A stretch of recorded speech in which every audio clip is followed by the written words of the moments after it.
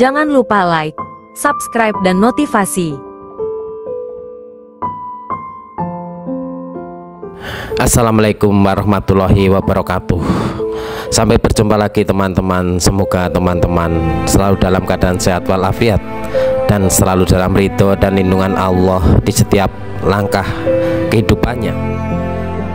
Teman-teman, mari kita simak, mari kita saling belajar bersama bagaimana tentang rumah, penghunian, pemukiman yang kita gunakan dalam kehidupan sehari-hari tidak mendapatkan berkah, tidak dirahmati oleh Allah Subhanahu wa Ta'ala, atau tidak mendapatkan rahmatnya. Seperti apa maksudnya dan artinya? Mari kita simak mutiara berikut ini. Semoga menjadi inspirasi, renungan, kita jadikan perbaikan diri kita. Rumah menjadi berkurang rahmatnya kapan? Itu di saat ada surah. Surah yang bagaimana? Tentunya surah yang diharamkan, gambar yang diharamkan, gambar yang tidak boleh. Jadi pembahasan tentang gambar itu, yang pertama, ini pernah juga sering di majelis kami sampaikan, ada gambar itu yang betul-betul mutlak haram, dan itulah yang menjadikan malaikat rahmat tidak masuk ke rumah tersebut. Gambar yang haram mutlak, nggak ada debat di sini, adalah gambar, nggak ada perbedaan, gambar yang surah mujassamah, surah mujassadah. Gambar dengan dua syarat: satu, gambar bernyawa; syarat yang kedua adalah berbentuk. Jadi segala gambar berbentuk yang gambar bernyawa, bukan ada nyawanya, gambar bernyawa yang berbentuk, maka itu menjadikan sebab, dan itu haram kita memilikinya, haram kita menyimpannya, kecuali untuk libatus sibyan, ya, untuk mainan anak kecil. Jadi segala bentuk binatang atau sesuatu yang bernyawa manusia, maka itu hukumnya haram, dan itu tidak ada perbedaan di antara para ulama. Dan itu menjadikan malaikat rahmat tidak datang ke tempat tersebut. Selagi ini tidak ada perbedaan, Anda pun perlu perhatian kepada diri Anda, rumah Anda, tetangga Anda, di kampung Anda. Kadang ada gambar-gambar berbentuk, mungkin bahasa lain seperti patung begitu. Kecuali mainan anak kecil. Kalau anak kecil boleh, maka Anda tidak perlu membelikan boneka untuk istri Anda. Biar bonekanya Anda sendiri, wahai suami, tidak usah pakai boneka-boneka palsu. Tapi kalau untuk anak baru diizinkan. Karena seorang anak kecil barangkali ingin berlatih bagaimana mengurusi anak, adik, dan seterusnya. Kalau anak-anak boleh. Tapi ini yang mutlak adalah tidak diperkenankan yang berbentuk. Tapi pun demikian kami ingatkan, tolong ingatkan dengan lembut. Mungkin beberapa waktu yang lalu kita melihat di sebuah rumah, orangnya soleh, ahli ibadah, banyak berbuat baik dan sebagainya, akan tapi di depan rumahnya ada gambar berbentuk atau patung sapi, patung kerbau, patung apa, yang dia mungkin husnudnya tidak mengerti, hanya mungkin itu dianggap sebuah seni, maka tidak boleh dalam agama kita. Adapun ini tidak ada perbedaan, Anda cari kemanapun juga hasilnya sama. Tapi pun demikian Anda tidak boleh merendahkan tetangga yang masang patung itu, patung gambar sapi, gambar ini, karena mereka belum mengerti. Dan malaikat rahmat akan meninggalkan tempat tersebut. Menjadi sebab apa? Rumah menjadi kurang berkah. Karena malaikat rahmat tidak ada di situ. Malaikat yang lain, raqib atid, tetap ada, mencatat amal ada. Tapi malaikat rahmat, sehingga susah rahmat dihadirkan di tempat tersebut, susah keindahan diwujudkan. Maka kami himbau kepada siapapun, termasuk yang punya keahlian seni rupa, Anda harus menjadi orang cerdas berkreasi. Bagaimana seni rupa, pahatan-pahatan yang aku buat adalah selain daripada bernyawa, yang berbentuk tapi indah dan cantik. Kan hebat. Kita bisa saja melukis apa saja, pohon, melukis gunung, melukis ini, akan tampak indah. Bisa saja seperti itu.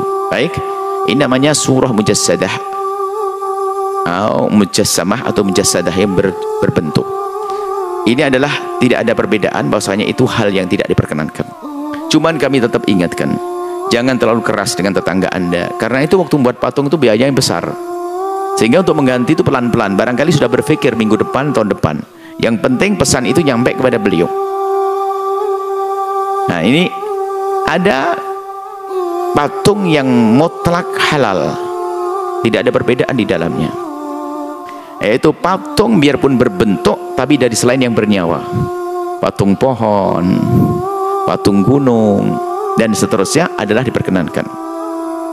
Miniatur gunung mana, miniatur hutan mana, itu sah. Nah, seperti itu. Kemudian setelah itu yang ketiga masuk pembahasan. Nah, ini yang pertama tadi yang menjadikan malaikat rahmat pergi. Kemudian setelah itu ada gambar-gambar, lukisan-lukisan yang ketiga dari sesuatu yang bernyawa. Lukisan yang bernyawa, maka disitulah terjadi perdebatan di antara para ulama.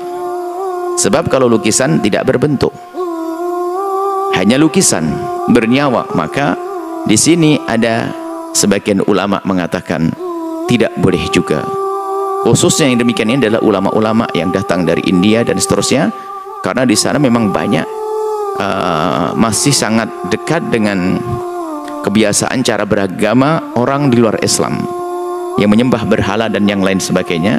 Sebab mereka itu yang masih menyembah berhala dari saudara-saudara, kita anggap saudara satu bangsa, satu saudara sekemanusiaan, dari saudara-saudara kaum Hindu dan Buddha, mereka biasa menyembah berhala. Ingat, kita tidak boleh mencaci sesembahan mereka, cuman ini kami jelaskan. Menyembah berhala, tapi mereka tidak mungkin bepergian membawa patung itu, sehingga yang mereka lakukan adalah gambar patung. Dan kita pernah, suatu kita punya kawan yang sama-sama mengajar, dia mengajar arsitek begitu di kampus di sana. Rupanya di kamarnya itu ada gambar dan dia menyembahnya. Nah, jadi selagi tidak bisa membawa patungnya, menyembah gambarnya. Sehingga ulama, sebagian ulama India ini keras, karena biarpun masih gambar, di tempat kami juga masih disembah, bukan harus berbentuk. Sehingga jangan kaget kalau ulama-ulama, sebagian ulama sangat keras urusan gambar, itu pendapat dan sah dan dibenarkan pendapat itu. Gambar biarpun tidak berbentuk, yang mengatakan haram, Anda tidak usah marah. Gambar, lukisan berbentuk, lukisan binatang. Kemudian pendapat yang kedua adalah tidak diharamkan, sehingga lukisan-lukisan bisa dipajang di rumah kita, biarpun ada gambar-gambar binatang, akan tapi tetap lebih baik dihindari lukisan berbinatang, lukisan yang ada binatangnya, supaya terhindar dari ditegur oleh ulama-ulama yang mengatakan bahwasanya gambar binatang adalah haram, tidak diperkenankan. Nah, akan tapi jelas selagi tidak berbentuk, maka ketahuilah di sini masih ada peluang untuk kita katakan bahwasanya gambar tersebut tidak merupakan sesuatu yang haram. Lihat di taman Anda, di rumah Anda itu ada apa? Ada burung bongonya yang berpatung, maka Anda ganti nanti dengan daun pisang, pohon pisang. Kita perlu membuat perubahan perlahan. Yang penting wahai saudara-saudara dan saudari-saudari soleh solehah, yang penting ada keinsafan dulu deh, jangan sombong. Wah bagus-bagus, ngapain haram. Hati-hati dengan syariat. Kita cukup menyadari dulu, adapun merubahnya sambil berjalan. Baik, kemudian yang keempat adalah gambar-gambar fotografi. Maka fotografi adalah kebanyakan mengatakan no problem, nggak ada masalah, dengan catatan tentunya bukan fotografi yang membangkitkan syahwat, buka aurat dan sebagainya. Kalau fotografi biasa adalah sah-sah saja. Jadi sehingga foto adalah sah. Apalagi untuk menurut masyarakat kita. Bahkan kalau ketemu orang syaratnya harus ada foto. Tentunya di sini ada rambu-rambunya. Cukup yang kita hadirkan adalah jangan sampai membuka aurat, pamer aurat dan seterusnya. Foto yang terhormat, dan ini yang diperkenankan. Baik, adapun yang kelima adalah gambar-gambar berbentuk tapi untuk anak kecil, boneka-boneka itu diizinkan untuk anak-anak. Semula kebanyakan ulama mengatakan untuk anak perempuan saja. Setelah itu berkembang juga para ulama mengatakan bukan anak perempuan, anak laki-laki pun perlu belajar, sehingga boneka-boneka kecil hanya untuk anak-anak kecil saja. Seperti itu. Ini masalah surat. Jadi para ulama menggiring kembali, yang menjadikan malaikat rahmat tidak datang adalah gambar yang diharamkan. Selagi tidak haram ya tidak, seperti itu. Jadi perlu penjelasan semuanya. Kemudian wala kalbun, dan kalbun pun ternyata adalah kalbun yang haram. Apa kalbun yang haram? Kalbun yang ganggu tetangga. Kalau ada orang punya anjing ganggu tetangga, itu menjadikan malaikat rahmat tidak datang. Karena apa? Allah tuh tidak senang kalau hidup kita ganggu orang lain. Tapi kalau kambing, anjing, ada anjing namanya mu'allam, anjing yang diajari untuk berburu, anjing untuk menjaga dan sebagainya, memang dibutuhkan, maka itu tidak dibutuhkan. Ada mungkin keadaan kurang aman atau tidak aman, sehingga perlu penjaganya adalah anjing, maka yang demikian itu tidak menjadikan malaikat rahmat tidak datang. Jadi yang menjadikan tidak datang adalah anjing yang mengganggu. Apakah kotorannya, apakah gonggongannya, atau yang lainnya. Baik, jadi miara anjing jika ada untuk hajat diperkenankan, seperti untuk penjagaan dan seterusnya. Tapi yang harus kita perhatikan adalah justru adalah tetangga kita terganggu atau tidak. Jadi jangan mentang-mentang, wah ini ada peluang dong saya miara anjing, lalu tetangga Anda terganggu. Dosanya bukan urusan anjingnya, urusan Anda mengganggu tetangga. Sebab namanya tetangga harus dijaga perasaannya. Itu kan pendidikan mulia, pendidikan indah dari baginda Nabi SAW. Wala junubun. Kalau Anda habis hubungan suami istri, maka hendaknya segera untuk mandi besar. Tapi ini pun harus ada ilmunya. Jika memang tidak bermasalah bagi kesehatan Anda. Jadi yang menjadikan malaikat tidak datang itu adalah orang yang dalam keadaan normal dan sebagainya, malas-malas mandi besar. Tapi ini adalah hukumnya adalah kalau dalam pembahasan fikih, ini kan akhlak ya. Kalau dalam pembahasan fikih, orang habis hubungan suami istri tidak harus langsung mandi. Kapan wajib mandi? Jika mau sholat saja. Dan ini harus dipahami oleh para wanita. Sebab ada sebagian wanita karena jarang ngaji maka tersiksa hidupnya. Mohon maaf jika suami mau mengajak hubungan di jam 11 malam, kalau Anda tidak bisa mandi saat itu, Anda boleh mandi besok pagi, nggak apa-apa, menunda. Karena perempuan ini nggak mau ngaji, salahnya sendiri, sehingga menganggap kalau hubungan suami istri langsung harus mandi. Sehingga di saat diajak hubungan suaminya itu kebayang mandinya, sehingga nggak konsen, nggak maksimal, nggak bisa mesra yang sesungguhnya. Makanya ngaji, Bu. Ini yang sudah ngaji mah aman. Jadi kalau hubungan suami istri tidak wajib langsung mandi saat itu fikihnya. Tidak harus mandi saat itu, cuman sebaiknya harus cepat mandi. Sunnah. Kapan wajib mandi? Kalau kita ingin melakukan sesuatu ibadah yang diwajibkan bersuci. Contoh, Anda ingin baca Al-Quran dan seterusnya. Seorang laki-laki ingin tinggal di masjid, suka bersih-bersih masjid, tadi hubungan suami istri, mandi dulu dong. Ya kan begitu. Puasa mah enggak, puasa enggak wajib suci. Siapa yang mengatakan puasa harus bersuci dari hadas? Misalnya mohon maaf, sahurnya adalah hubungan suami istri sampai subuh, ya enggak apa-apa. Yang penting subuhnya nanti mandi kalau mau sholat subuh. Jadi mohon difahamkan supaya tidak, kalau memahami itu junub langsung. Makanya ini tersiksa perempuan istri, apalagi perempuan yang punya rematik. Wah, ini suaminya bisa berbulan-bulan nggak bisa mendapatkan kesenangan dari istri karena setiap mau dihubungi takut ingat air. Dan ini kami sampaikan begini memang ada keluhan. Wah, ini dasar. Makanya yang salah kamu, Pak. Kenapa kok saya salah, Bu ya? Tidak pernah ngajak istrinya ngaji.